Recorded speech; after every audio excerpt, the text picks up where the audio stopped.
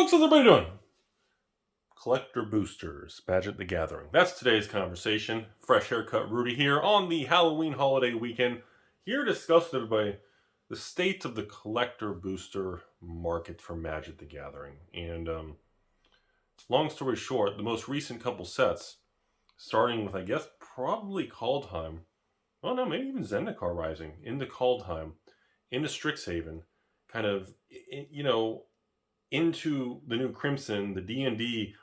Like the last 3, 4, 5 collector boxes seem to be coming out, and they just kind of sag in a non-giggity way. They just kind of, the price just kind of stays flat, or it drifts slightly lower, right below $200 a box, and it just sits there. And the market doesn't seem to be as excited anymore. Like even my own patrons and the actual people I talk to those store owners, and just reading and listening to everybody, the overall excitement of new Magic releases still seems pretty strong, but the excitement towards a specific product line seems very muted or very diluted or very weak. And I'm not quite sure, the comment section should be fascinating in this video. I'm not quite sure if it's a combination of a lot of variables. I mean, I listen to a lot of people's reasoning, and some people just say, Rudy, there's so many collector boxes, set boxes, draft boxes, commander deck sets. I can't keep up, so now I just pick and choose. I skip 3, 4 sets. I buy this. I skip 3 product lines. I'll buy that one. And I hear a lot of that. Then, of course, you get the very negative Nancy, Debbie Downer, bear market, world's coming to an end, country's going to fall apart, political divide, civil war, aliens, reptiles, flat earth, and all this crazy stuff. You know, just goofiness. As much as I kind of want to bash collector boosters, and I want to bash wizards, and I want to bash maybe some of these decisions, I can't. Because it's working.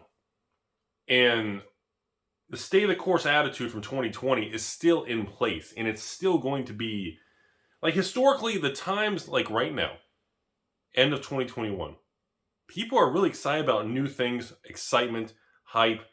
You don't really see people. I don't really get messages from patrons. I don't really see people out there going, Rudy, I can't wait for the next, was it Crimson Vow? Midnight Hunt? I need the next collector box. How many more days? I don't see any of that. I don't feel any of that. I don't feel the excitement from the distribution level. I don't hear the excitement from other stores and pre-orders, and I don't see it. And it's not that the market's rejecting collector boxes. It's just the market's just kind of like, oh, look, another collector box. I might as well buy into it because I'm sure it's going to go up one day. I'll just throw it next to the other 10, 20 of them. And I still feel like it was almost yesterday when Throne of Eldraine announced these first series of these collector boosters. You know, I feel like it was yesterday. And that was 2019, folks. It was 2019. And we're almost 2022. And, oh my God, what are we, 10? 12? How many collector boosters have we had? Obviously, as the filming of this video, the most expensive collector boosters, without anyone's being surprised, is going to be like Modern Horizons 2 Modern Horizons 2 collector boosters and Commander Legends collector boosters. Those are going to be the 2 most expensive. Now, the most expensive regular one is going to be your original one, Throne of Eldraine, if you're looking at a regular draft set. A lot of people really collect these. And I don't know how this is going to unfold. But I feel we are still in a situation where the biggest risk right now is skipping a set, not having exposure to the product, and kind of just voting with our emotions or sitting a set out, or me not having a position or skipping something. Because I did all that. I made those kind of decisions. I made those bearish kind of raw anger. I did that in the Amonkhet, Hour of Deb, Ixalan, Rivals of Ixalan. I did that during that era. And any time in my life that I've done those type of decisions and made that kind of middle finger pushback towards a product or wizards or a company, it's bit me in the ass. And it's made me look like a fool. And Rudy ends up being wrong. And knowing that, and basing that, like now I see, okay, I bought the living hell out of the D&D collector boxes. I probably have more of them than anyone in the country right now because I'm the biggest Timmy of all. Because I can't believe how cheap they are. You know, but the product is not a bad product. And now I'm seeing what Midnight Hunt just sit there. Like, why would a store buy that product? You gonna buy it from a distributor? You gonna order from biggest distributor in the country and pay $175 a box plus whatever fees and credit card fees and be out the door and pay $180 a box when it's selling right now for $170? And you're gonna lose 20% of your money and be bankrupt by next month? I mean, you see what I'm saying? It's very bizarre, the market condition. And no one seems to be really addressing this state of it right now. And I don't really know why or what. It just feels very sluggish, very groggy. And it's been a while since a Magic set has really hit the market and really made people lose their minds. And the only thing I can think of is Modern Horizons 2, because it was so expensive, they just put everything in it. But all these standard sets right now, I mean, they're not bad products. I think Wizards is doing a fine job. Yeah, some of the cards, like, bro, you didn't see that in playtesting. Yeah, same old stuff. But I don't think the products are bad. I don't think Magic's dying. I don't have anything negative to say at all. But I don't get that. I'm not getting that rush or that vibe. Maybe it's me. Maybe it's just me being around it for so long. I'm desensitized, which is a very high probability. But I usually base my feedback and my attitude towards the thousands of people and the patrons, everyone. I kind of get the vibe from everybody on kind of what's coming in the demand. And okay, do I have plenty of it so I can just sell at an aggressive price, let everybody do their thing? Am I short a lot of products, so I either have to literally make the limit one, or I have to push the price higher to prevent a fire sale? Like, how do I have to tweak that based on supply and demand? And right now, as we approach the next Crimson Vow, or the next Innistrad, or whatever, Innistrad Part 2, whatever, the set looks good to me. These Dracula themed, it looks pretty cool. And I'm like, collector booster's gonna pre-sell for what, $210 plus tax and shipping, so most people are gonna pay what, $220 out the door. But there's no, I don't know. It's awkward. It's weird to me. And people have been asking me, Rudy, what do you think of this market with collector boosters and new Magic sets? Do you still feel stay the course, and you think this new product's still going to do well long term and this and that? And, I said, look, I don't know the details of why it feels this way right now, but in my opinion, yes. I don't think anything has changed. There is no difference today. Well, maybe besides the fact we hold the variants, but overall, there is no significant difference between the next product coming out in Wizards right now from 5-6 years ago when I was selling Eldritch Moon for $80. There's no difference. Everything's more expensive now. Shipping has gone to the moon, and everyone's crazy, and Money Machine goes burr, and inflation's crazy. But overall, there's really no difference. And I think 5-6 years from the filming of this video, I think the D&D collector boxes, I think Innistrad Midnight Hunt, you're not going to find these boxes for $180 a box. You're just in 5 years from the filming of this video, I would be shocked if you could buy those boxes on the open market for less than $300. And I know that's crazy sounding in a market where we're just like, what? But that's how you have to look at it. That's how you have to think about it.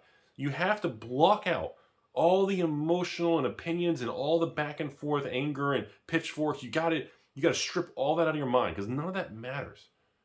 Something about the internet everyone needs to understand is the attitude towards either myself, other content creators, YouTubers, influencers, OnlyFans, Taco Stand. In the long run, the attention span of the public tends to be very muted. And whatever the flavor of the month is, will not matter 30 days from the filming of this video. So right now, we're talking about this next Innistrad, Crimson Vow, Dracula, pretty cool stuff. I think it kind of looks fun. I can't wait to kind of see some of these things. And by the time Christmas gets here, and past Thanksgiving, and Black Friday, and all this crazy stuff coming, no one's even going to care. It's going to be about what's next, what's going on, what's this, where's the Pokemon this, what's the new Magic set with this, what's the new... It's going to be all over the place. And I think that makes it more difficult psychologically to say, Rudy, you're right. I'm going to buy a case of the D&D collector boxes. That's what I'm going to do.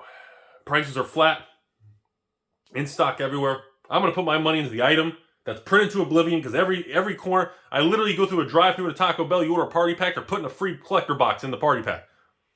That's what makes it so tough. Because we've talked about this on this channel.